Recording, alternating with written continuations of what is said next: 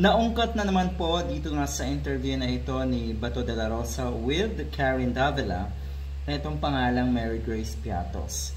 At yan po ay mukhang lalong dinipensahan si Mr. Bato de la Rosa. Marami daw piatos dyan sa Davao.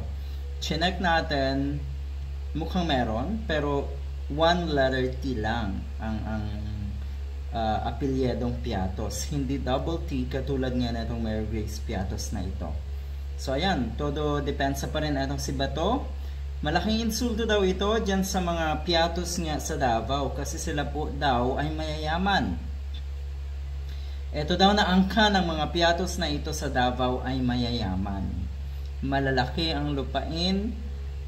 Kaya yun nga, ini-insist na si Bato na marami daw talagang Piatos dyan sa Davao. Habang si Karen Davila naman po ay walang tigil sa katatawa. Dahil totoong nakakatawa po itong mga ganitong klaseng pagdepensa nyo, Mr. Bato de la Rosa. Hindi na kayo tumigil sa kadedepensa. Dumating na sa punto, sabi nga ng mga netizens na tumibay na ng matindi ang sikmura nyo dahil kahit yung mga ganitong klaseng kahihiyan, hindi nyo na po alintana. Oh, ayan. Tila insulto rin ito sa inyo. Talagang ka-insulto na kayo ipagtawanan ng isang Karen Davila sa interview nga na ito. Harapan, ito pong interview na to. Ayan yon. Sumalang sa mainit na tanong etong si Bato de la Rosa ngayong Biyernes sa kanyang panayam kay ABS-CBN broadcaster Karen Davila sa Harapan 2025 kung saan ay nagkaroon ng pagkakataon nga na ihayag na itong si Bato ang kanyang minimithi. Ito ang kanyang minimithi. Patuloy siyang dedepensa sa mga Duterte. Ibablock niya ang impeachment pag siya ay makapasok muli. Pero pagdating sa welfare ng mga kababayan natin, zero.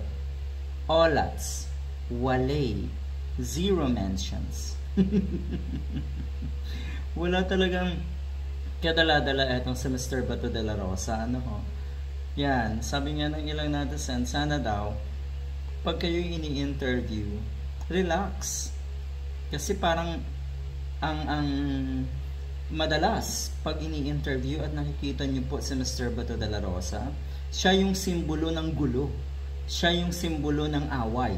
Yung tila ba, bawat buka ng kanyang bibig, gusto ay away. Hanap ay gulo.